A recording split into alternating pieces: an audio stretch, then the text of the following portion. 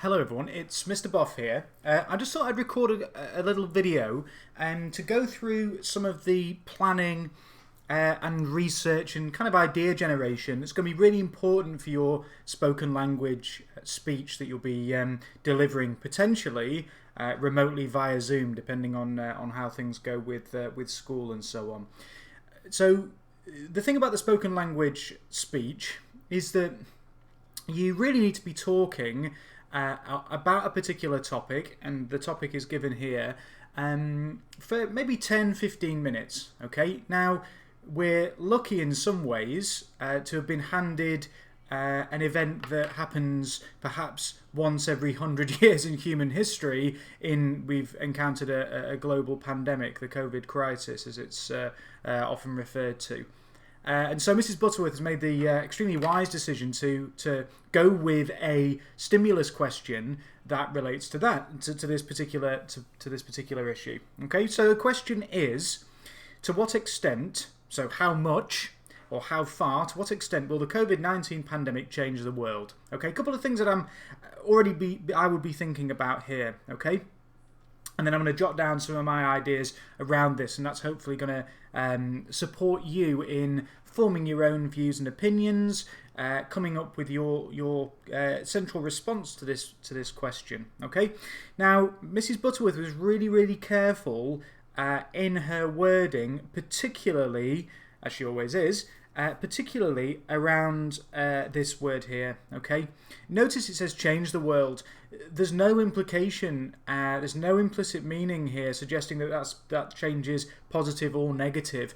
And I hope that you've recognised already that COVID-19 has had many extremely negative consequences, and yet at the same time one might argue it's had some positive consequences too. Okay, so what this question is asking you to think about is, what has changed in our society as a result of this particular crisis of the pandemic? What has changed in other societies around the world?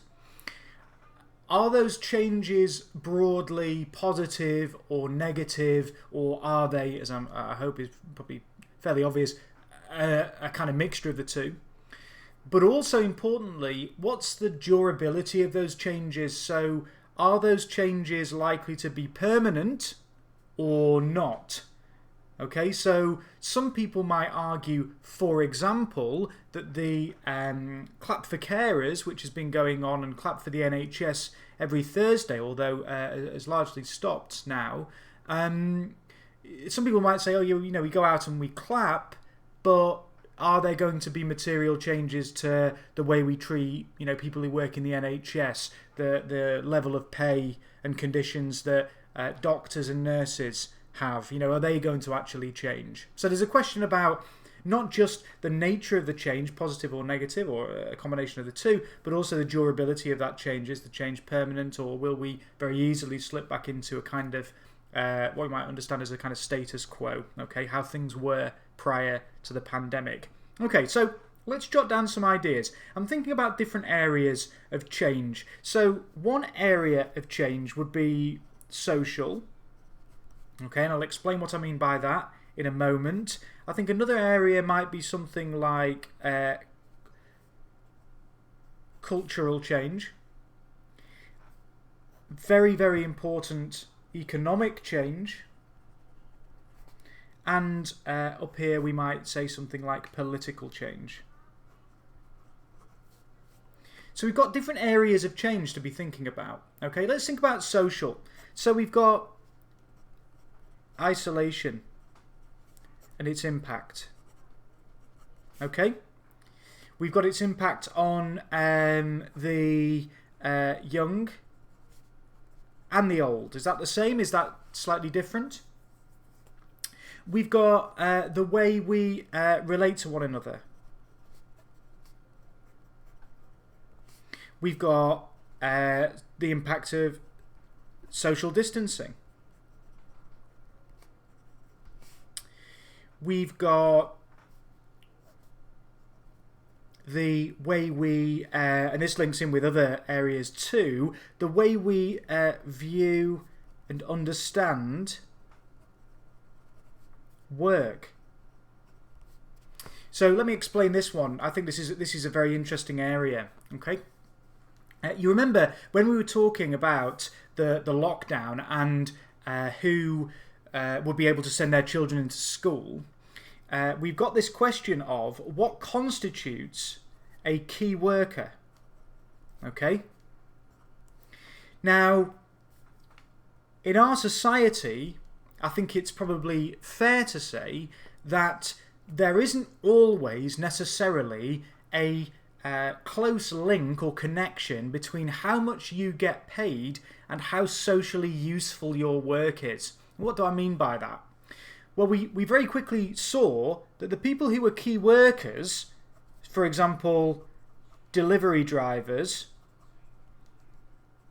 and carers, and people who work in supermarkets and so on, these are jobs that prior to the crisis, and indeed throughout the crisis too, are not well-paid jobs, are classed by many people to be low-skilled work, and yet, when push came to shove, these jobs were really, really important. Perhaps one area of change that will result because of this pandemic will be a different attitude to people who work in supermarkets. People would talk negatively, in a derogatory way, in a perhaps disrespectful way of a shelf stacker. People who work in supermarkets. Oh, it's not considered a particularly prestigious job. Okay, and yet those sorts of people, delivery drivers, people who restock the shelves in supermarkets, we need those jobs. Maybe we don't need people who manage, social media accounts of companies, those sorts of things. So maybe there are some jobs that get paid, where people get paid quite a lot of money, when push comes to shove, aren't actually that important. Maybe that's what the pandemic has shown us. And maybe people like carers and delivery drivers, people that work in supermarkets, people that work in food manufacture, all sorts of jobs that maybe before were considered low-skilled, maybe those people and maybe as a society would think, actually, hang on a second. Maybe that work's really important. And I think that perhaps that might also play out in terms of cultural changes. So might we see greater, what we might call social solidarity? Might we relate to and think about other people in different ways now as a result of this crisis? A greater sense of togetherness. Maybe there is that. Maybe not. Think about the role of the NHS. Here, under social and also plays into cultural too, maybe we've got the question of charity and mutual aid. Maybe we've got a sense from this crisis that actually people are not selfish. Maybe people are more, we might say, predisposed to altruism. All the people who volunteered to help others during lockdown and are still volunteering to help others during lockdown.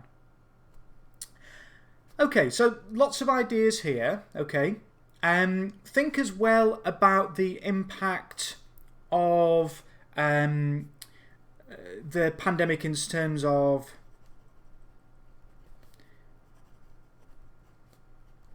pandemic deaths. What's the cultural impact of that? Maybe you could argue that we've become inured or used to the daily death counts. Hundreds of people dying in the early stages of the lockdown, you could argue, people were shocked by it. I'd say in recent weeks, there has been this sort of sense, particularly with the daily briefings, that you know, a couple of hundred people dying is go, oh, well, that's good, isn't it? It's a fall in the death count. So maybe we've got kind of used to this process, used to these daily high death rates, and maybe that's a negative. Well, I think that is a negative. That's problematic, that we've got kind of used to this, you know, hearing these horrifying figures. If we're going to think about the economic impact, we've got the furlough, we've got job losses. I've just remembered as well environmental. This is just coming to me as I'm doing this.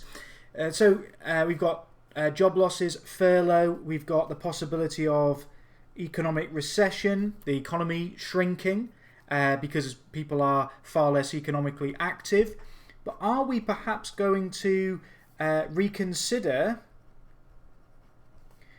work? One thing that I've noticed has been that's really kind of cropped up in over the course of this crisis is people reconsidering the nature of work, and also perhaps challenging the idea of being busy. I'll explain what I mean by that. So I would argue that prior to this crisis, being busy, that is doing lots of work, being busy at work, had a kind of moral aspect.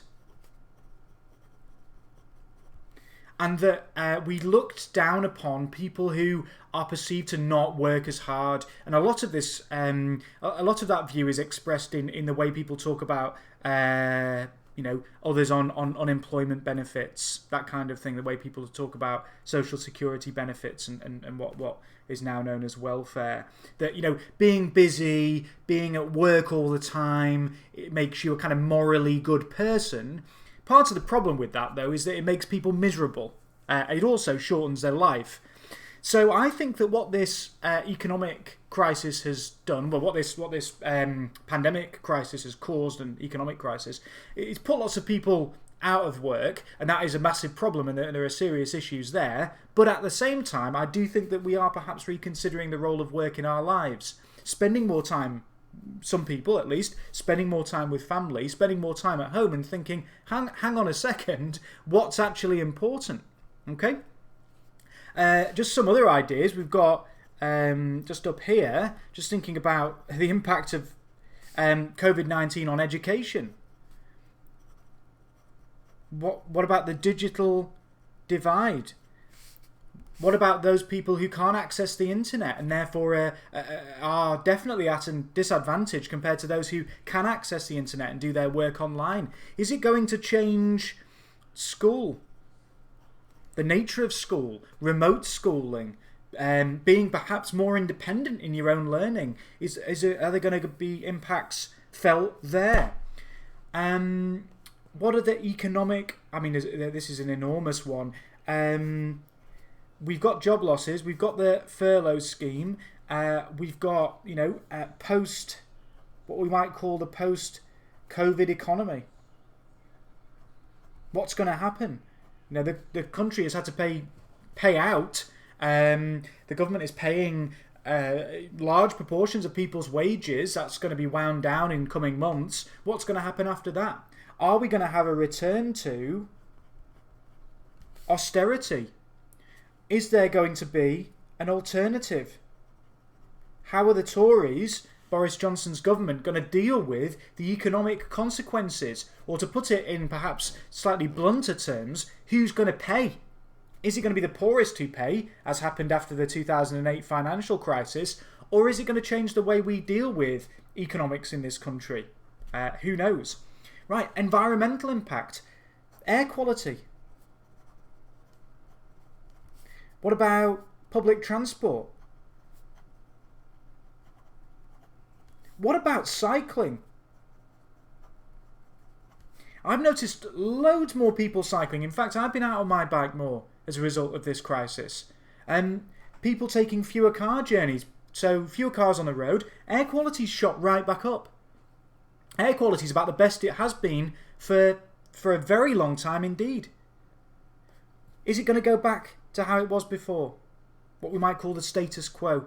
Or are we going to go, hang on, bear in mind, air quality, poor air quality, particularly particulates in the air caused by car and lorry exhausts, that's linked to very, very high numbers of deaths. You've probably seen lots of stuff on the internet too about the impact on wildlife. Sort of reduced human economic activity has allowed nature to sort of recover. What about CO2 emissions? And what about climate change?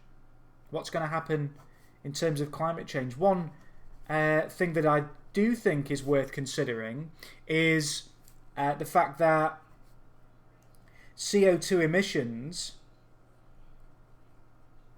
are still high. And why is that? Well, that's because lots and lots of factories have continued manufacturing things over the course of the COVID crisis.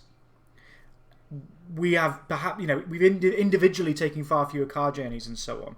But what scientists have found out is that CO2 emissions have not fallen by perhaps as much as we might have hoped.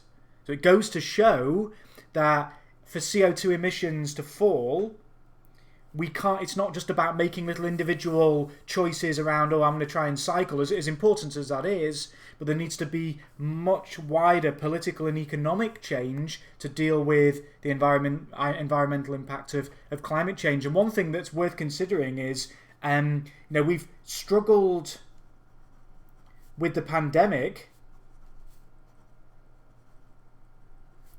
What about climate change? Because you could argue that this pandemic is nothing compared to the impact of climate change. If you look at, there's a particular book called The Uninhabitable Earth. If you read about the impact of climate change, this pandemic, compared to what scientists will predict will happen in the next 150 years if we don't do anything to counteract climate change, if we don't address CO2 emissions, the pandemic's going to be a tiny little speck of a problem compared to climate change. And yet, we've really struggled as a species in many ways, and certainly in Western countries, including our own, we've really struggled to deal with the pandemic.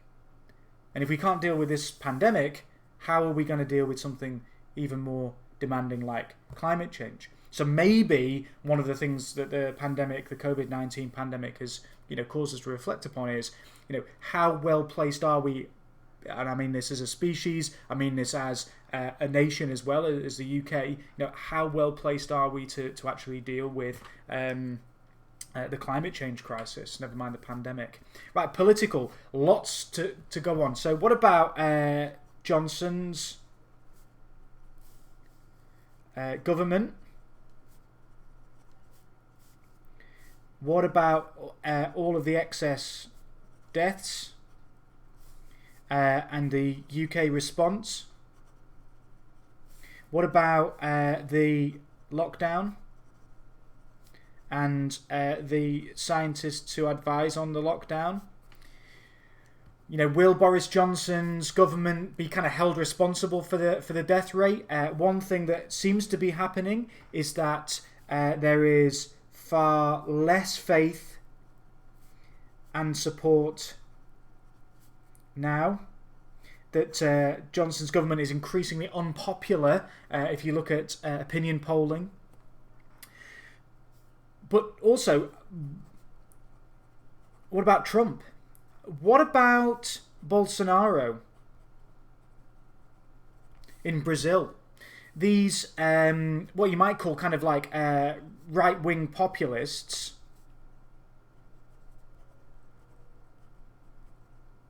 are they damaged? Bolsonaro has been the Brazilian response has been extremely poor to COVID-19. Lots and lots of deaths and high numbers of cases. And Bolsonaro has been the president of Brazil, been very, very dismissive of COVID-19. Almost to the point of sort of implying a kind of almost like a conspiratorial view pandemic, and they were unhappy. The Bolsonaro government were unhappy at releasing all of the death statistics and basically just stopped doing it. And the Supreme Court, the Brazilian Supreme Court, has forced the Bolsonaro government to continue reporting on the number of deaths. So, and I mean, where do you even start with Donald Trump's response to COVID-19 other than describing it as catastrophic? Don't forget, we've got the presidential election.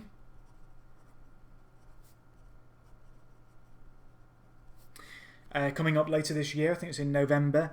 So there's loads going on. Okay, will Trump get re-elected for a second term, or will Joe Biden be elected as the Democrat nominee, and will he become president? Will they get rid of Biden? Who knows? It's a very interesting situation in America. The other thing I would say is, and I do feel these things are kind of connected.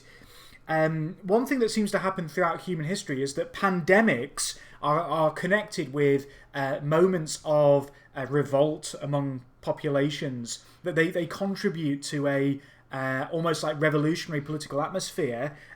So it's difficult to not connect what's going on in the pandemic with the Black Lives Matter movement, okay? And, the removal of statues.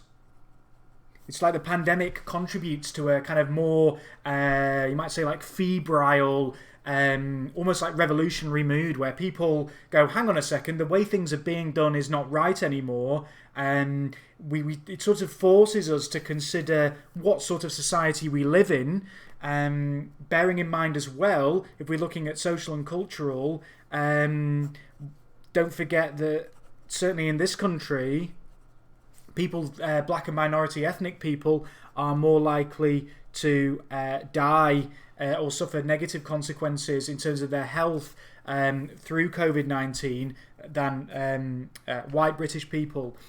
It seems they're not quite sure why that is. It could be to do with the sorts of jobs that BAME people tend to do in our society. But again, it's making us question, why are things the way they are?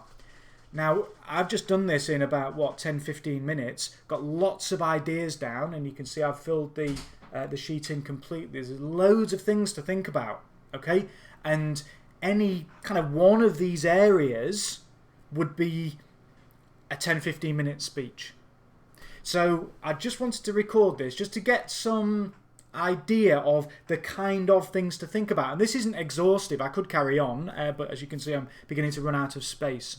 So I hope that this video has been useful in just getting you thinking, getting you asking questions, thinking, oh yeah, I've not really thought about that kind of impact of the pandemic. I've not really thought about the political impact, or I've not really connected what's been going on with Black Lives Matter and the protests in this country, and the removal of the Colston statue, and all of the protests in America, and all of that kind of question. I've not really connected that to the pandemic, but I would argue that they are actually rather closely connected. So loads of stuff to think about, okay? And like I say, I hope that this has been helpful in helping you start thinking through some of these really important and interesting questions.